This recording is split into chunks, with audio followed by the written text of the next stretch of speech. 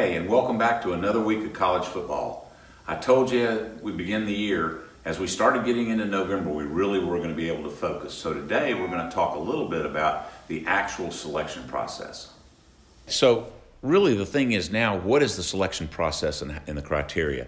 You have to be ranked in the top 12 to play in the New Year's Day 6. It's so hard to figure out right now until the season's over who the top 4 are, but there's 12 teams that play in that. So if you look at the CFP poll, know that you have to be in the top 12 to get in. With that in mind, we'll move to the SEC. In the SEC grouping, if you're in the top 12, more than likely you're going to get in. Right now, we project that the SEC is going to get 3 people in. Our key is Kentucky in the top 12.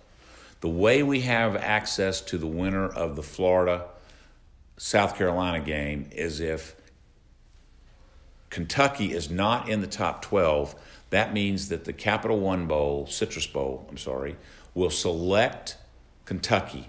That will leave us an opportunity to select Florida if Florida beats South Carolina. If South Carolina wins that game, then certainly Florida will fall into our mix, and maybe even a South Carolina that wins the game. In the ACC and the Big Ten, we have a partnership with the Music City Bowl. We'll go one way, they'll go the other way. That'll be determined at the end of the year. Right now, my sense is they would prefer going Big 12. We would prefer going ACC, but who knows how that ends up. In the ACC selection criteria, obviously the people that get into the CFP are gone out of our selection.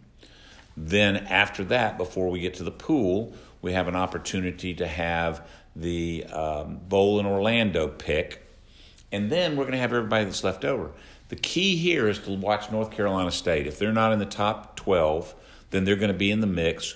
One would expect the Bowl in Orlando to take NC State, and that's pretty much going to leave everybody else in the conference to be divided up into the pool of 5. Understand that the AD, the bowl game can agree, then the ACC doesn't get involved, and if you've got a choice of going to El Paso or Charlotte or some of those places, you're more than likely going to prefer to come to the state of Florida. We're excited about that. The Big Ten is beginning to give us a lot of options. Obviously, Michigan, Ohio State are the 2 best teams and the 2 teams that more than likely will get into the CFP. That's going to leave Michigan, Penn State, Wisconsin, Purdue, Iowa. Their selection process is you cannot have a team more than twice over a 6-year period. So whoever we've had the last 2 years will more than likely not be available to us. Penn State will probably not be available to us. Iowa will probably not be available to us. But you still are left with Michigan State, Wisconsin, Purdue, some of those types of teams that will play with us that have a very good chance of having an 8-4, 9-3 season. That kind of gives you a wrap-up. So if you really want to learn more, go to ESPN, take a look at the standings section of ESPN's college football piece, and it will be able to show you where everybody stands as it exists right now.